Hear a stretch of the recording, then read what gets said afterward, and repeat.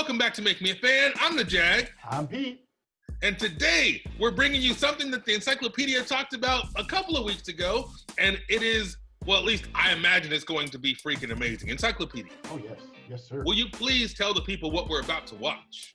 Absolutely. So Friday, June 12th, the previous day from us recording this was the 15th anniversary of ECW One Night Stand. This was a groundswell of support that came around.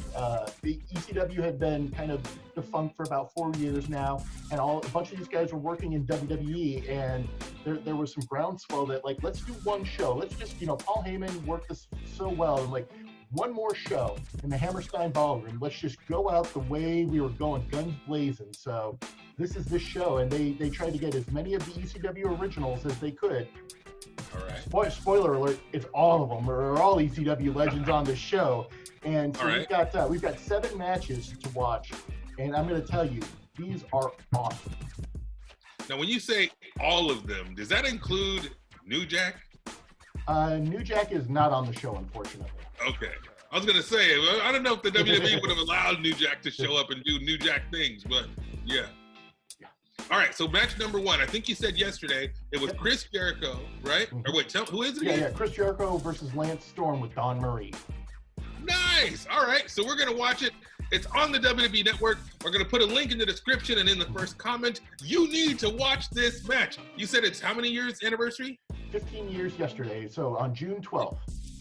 June 12th, 15 years. All right, so we're going to click. Well, I guess we're ready, right? You ready? Yep.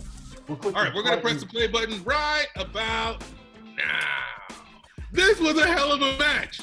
Okay, we've watched some ECW, okay? And you've kind of made me a fan of a lot of ECW stuff, and I appreciate it, but I don't know it the way that you know it or the way a lot of fans know it. However, even I had some nostalgia freaking vibe watching this thing, right? Joey Styles, come on, man. Come on. The ovation.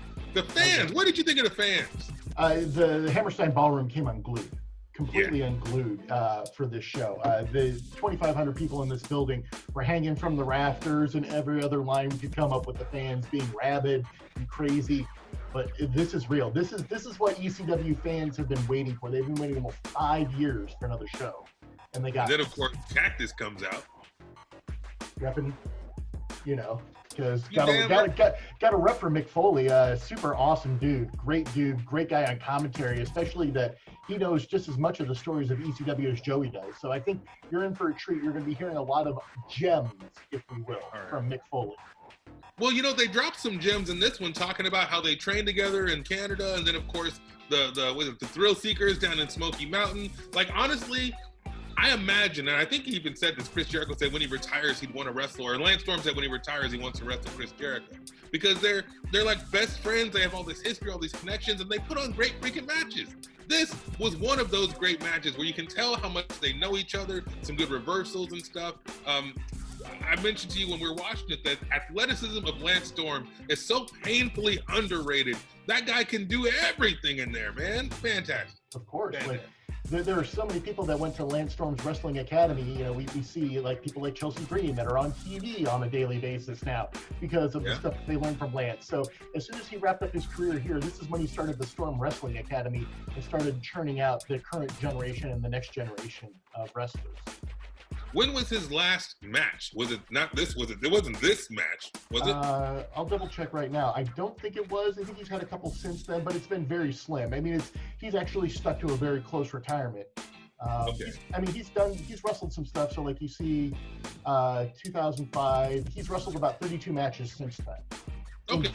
In 15 years, which I think is completely fair because, he's in great relative healthy shape. He just doesn't want to wrestle anymore. You think, is he wrestling like at his school, kind of like Booker T? Is he kind of doing that thing, or do you think he's doing something else? The last thing he did was he wrestled on the WrestleCon Super Show in 2016, and then he hasn't wrestled since. Okay, all right. Well, the guy is prolific and gifted. He is ridiculously talented. And you know what? Seeing Jericho, old school Jericho can go. I mean, he still can kind of go. He's adapted his style to being freaking 50 years old and having slowed down, of course. But this Jericho was fantastic. The lion salt, first of all, they call him the lion heart, which I freaking love, okay? And then you got all the old moves. Everything was great. Dude, I loved it. That flying back elbow off the top rope, Come on, man. Credit where credit is due. This dude is, they're both amazing. I think I lean a little more towards Lance Storm because I think he's underrated and my heart always goes out to the underdog. But Jericho, what did you think about the lion salt where he kind of no-sold the knees and just went straight into the walls? What did you think of that? I think that's just part of them knowing each other so well, knowing that he was going to counter the counter. So he was going to counter the move. So instead of that, Jericho knew to go just right into the walls. Great move, great anticipation, great understanding of knowing that he's probably going to counter because he knows it's coming. And you're already still 2 steps ahead, even though you thought you were 1 step ahead. Well, you have a saying, Encyclopedia, about the first match of the evening. And this being the first match of the evening, it definitely set the tone for the night. At least I'm hoping so, because this was freaking awesome. What do you think? Oh, no, this is a great match. This is a banger. This is what I told you. It's like, this is where that formula came from. If you set the table right with the first match, a lot of people have always said, oh, I don't want to be the curtain jerker. I don't want to be the first person. I do. I want to set the bar. I want to set the bar high that says, hey, guys, I'm this awesome. This match is this good. You got to at least exceed this if you want to keep their attention. I mean. Oh, yeah. I'm a fan, dude. That was awesome. So what is happening tomorrow, Encyclopedia? Tomorrow, we're going to get ourselves into a 3-way dance. I'm not going to tell you who the 3 people are, but we're going to see an ECW traditional 3-way dance. All right. So if you are an ECW fan, if you just like wrestling, if you just have a wrestling cell in your body, this is going to be amazing, and you definitely don't want to miss this. So bring your butts back tomorrow at 9 Pacific, 12 noon Eastern for more of ECW One Night Stand 2005? 2005. All right, so then we will see you guys tomorrow. Hit the subscribe button, ring the bell, you know the drill. Follow us at Make Me a Fan 316, and we will see you next time. Take care.